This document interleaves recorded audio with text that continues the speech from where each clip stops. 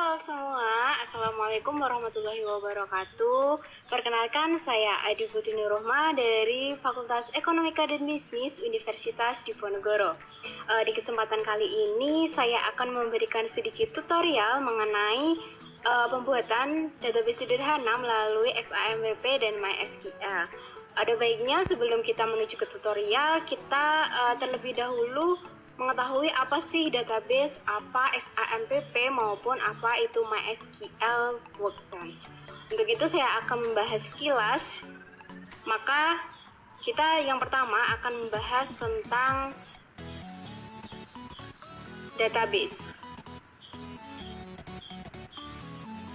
Nah, di sini kita akan membahas 3 definisi. Yang pertama ada database, XAMPP, dan yang ketiga ada MySQL. Yang pertama, kita akan membahas tentang database. Sebenarnya apa sih database itu? Dari definisinya, database merupakan kumpulan data yang disimpan secara sistematis di dalam komputer yang dapat diolah atau dimanipulasi menggunakan perangkat lunak atau software, program, atau aplikasi untuk menghasilkan informasi. Lalu fungsi database itu apa sih? Di sini saya menjelaskan ada 5 fungsi database. Yang pertama, database ini berfungsi untuk mengelompokkan data dan mempermudah dalam proses identifikasi data. Yang kedua, menghindarkan data ganda dan inkonsistensi pada database. Yang ketiga, memudahkan dalam akses edit, tambah, delete, dan penyimpanan data. Dan yang keempat, ada menjaga kualitas database yang masuk agar sesuai dengan saat proses entry data dan setelah entry. Yang kelima, ada menjadi solusi untuk mengatasi masalah penyimpanan data konvensional yang memerlukan ruang yang besar dan memakan biaya banyak. Yang kedua, apa sih XAMPP itu? Dari definisinya, XAMPP merupakan sebuah paket perangkat lunak atau software komputer yang sistem penamaannya diambil dari akronim kata Apache, MySQL, PHP, dan Perl. Sementara imbuhan huruf X yang terdapat pada awal kata berasal dari istilah cross-platform sebagai simbol bahwa aplikasi ini bisa dijalankan di 4 sistem operasi yang berbeda. Lalu dari fungsi XAMPP itu sendiri sebagai server lokal untuk mengampu berbagai jenis data website yang sedang dalam proses pengembangan. Dan yang ketiga, kita akan membahas apa itu MySQL. Definisi dari MySQL adalah sistem manajemen database relational open source dengan client server model. Digunakan untuk membuat dan mengelola database berdasarkan pada model relasional.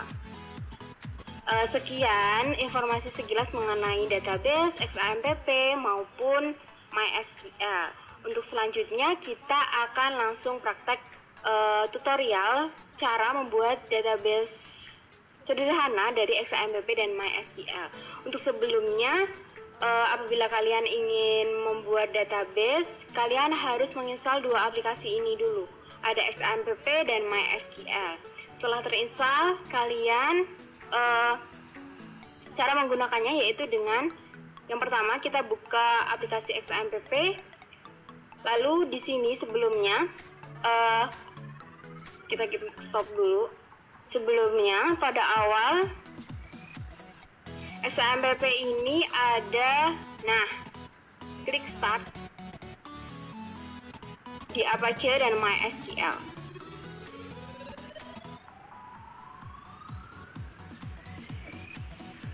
Setelah semua berwarna hijau, kita minimize, lalu kita masuk ke MySQL. Nah, setelah muncul seperti ini, ketika kita mau membuat database, caranya yaitu dengan klik tombol plus di samping models.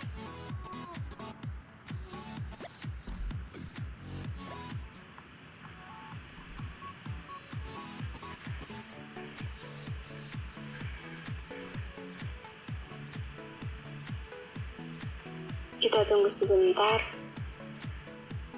Nah, setelah muncul seperti ini, kita klik add diagram.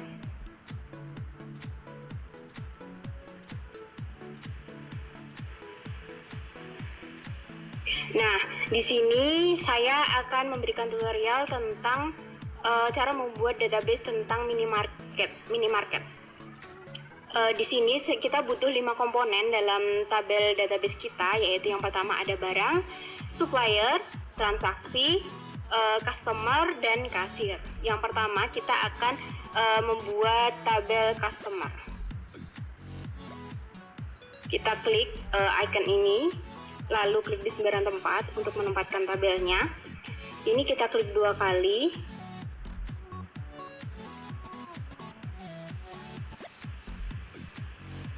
Nah, setelah muncul seperti ini, table name-nya kita ganti dengan customer.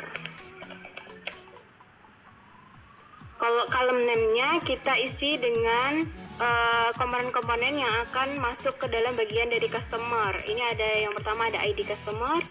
Kita centang di primary key dan not null. Yang kedua ada nama customer.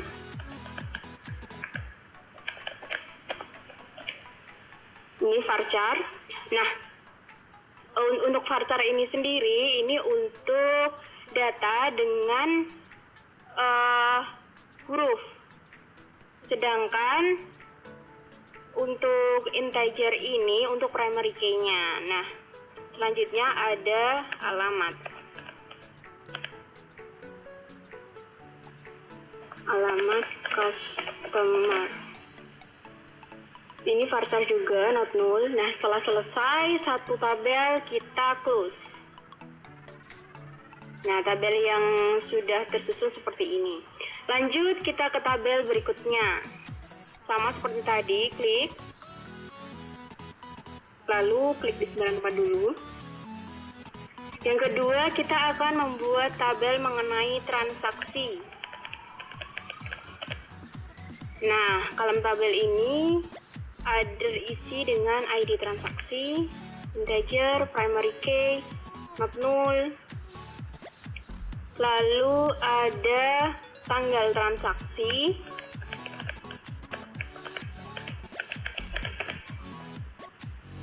tanggal transaksi ini varcharnya kita ganti date, not null. Lalu ada nama customer, varchar, not null. Ini untuk ukurannya disesuaikan saja sesuai dengan yang dimau teman-teman. Nah, ini seperti nama customer ini bisa dibuat mungkin 30 atau 25, terserah teman-teman. Lalu nama kasir, varchar, ada nama barang,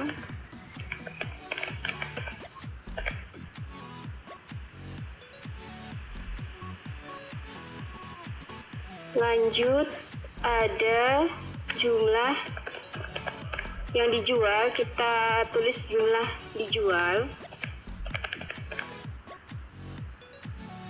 kita ganti dengan ca.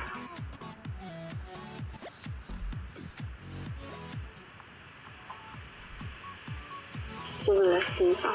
Nah, bedanya varchar dengan char ini sendiri apa? Jika varchar itu setiap komponen di setiap data itu berbeda-beda, jumlah komponen tiap data itu berbeda-beda, namun jika char itu sama. Semisal kayak untuk nomor telepon, jumlah yang dijual, seperti itu. Lalu ada total pemasukan. Ini not null. Nah, setelah selesai kita close. Tabelnya sudah jadi seperti ini. Lanjut ke tabel berikutnya. Sama seperti tadi, kita klik. Taruh sini, klik 2 kali. Lalu kita ganti dengan yang akan kita buat. Kita akan buat kasir. Nah, kasir ini ada ID kasir, primary key, not null. Lalu ada nama kasir, not null. Lalu ada alamat kasir,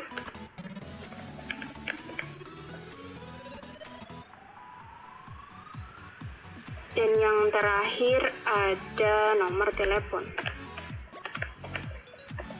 Jangan lupa nomor telepon kita ganti char, karena sudah jelas setiap nomor telepon dengan jumlah sekian, not nol. Lalu kita close tabelnya. Lanjut ke tabel berikutnya.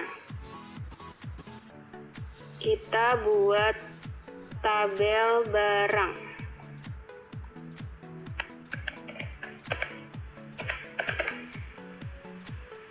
Di kolomnya ada ID barang, primary key not null. Lanjut ada nama barang. Lanjut ada merek barang.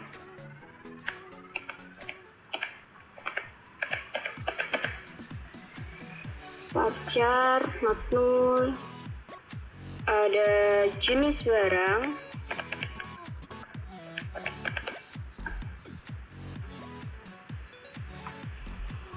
Lalu ada harga barang. Jangan lupa kita ganti char.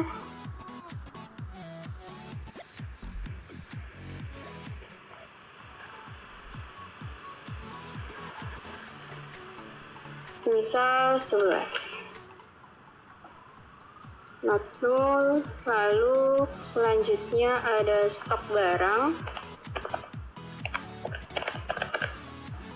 Not null. Lalu ini kita ganti dengan char juga.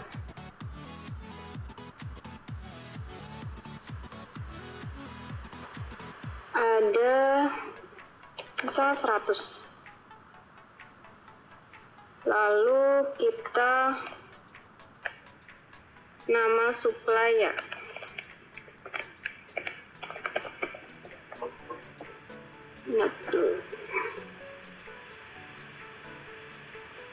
Nah, kita close.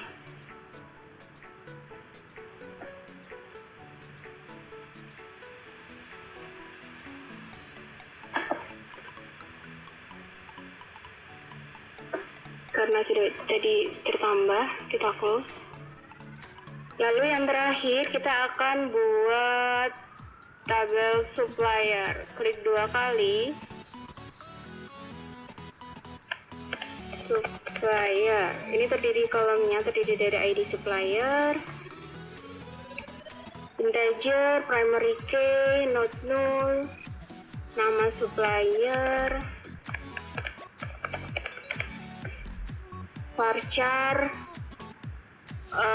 alamat supplier, dan nomor telepon. Alamat supplier, dan yang terakhir ada nomor telepon.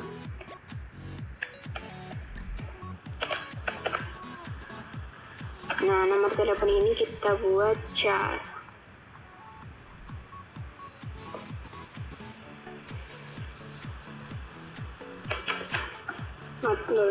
Kita close. Lalu langkah selanjutnya kita akan membuat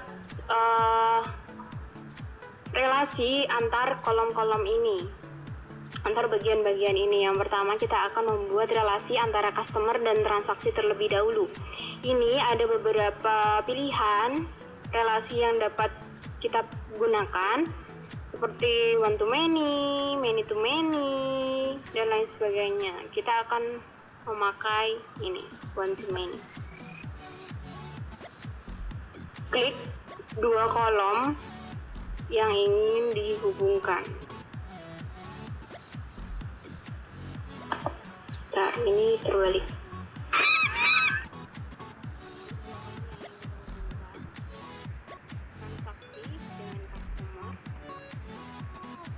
Lalu antara transaksi dan kasir, klik 2 kolom yang akan dihubungkan.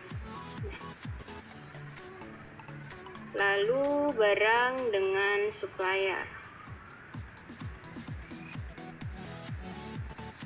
Nah, untuk barang dengan supplier,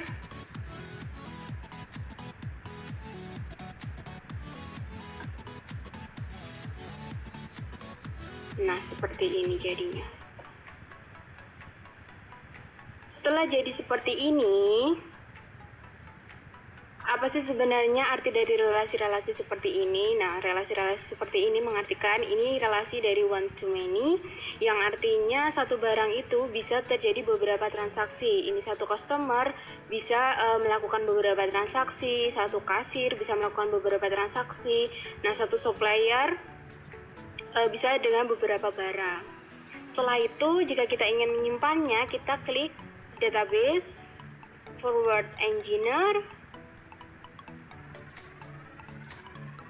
lalu kita next.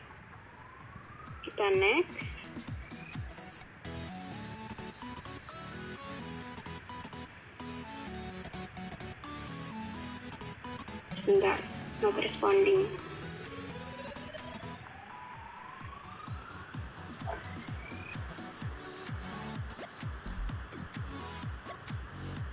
Nah, setelah muncul export MySQL table objects, kita next.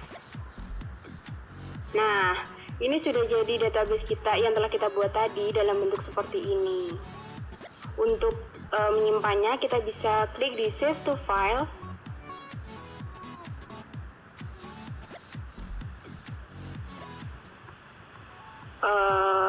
Misal, kita buat database minimarket.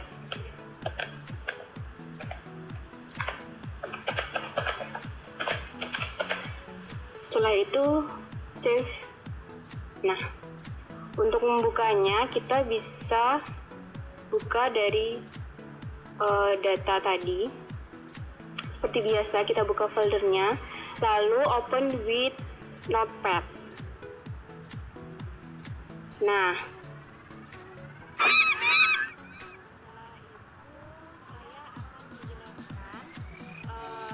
pembuatan MySQL langsung import. Misal kita udah buat di localhost gitu, terus udah disimpan filenya, kita langsung bisa buat diagramnya secara import ke MySQL-nya. Nah, setelah muncul seperti ini, kita ke models, tambah. Nah, kita klik file, import, reverse engineer, lalu select SQL, kita coba yang minimarket. Jangan lupa checklist ini, place, lalu execute. Next, finish. Nah, kita langsung tahu jika bentuk diagramnya seperti ini. Dari data yang sudah dibuat, kita bisa tahu bentuknya langsung diagram itu seperti ini. Misal kita mau pindah biar agak lebih jelas. Nah, kita pindah seperti ini. Ke bawah juga.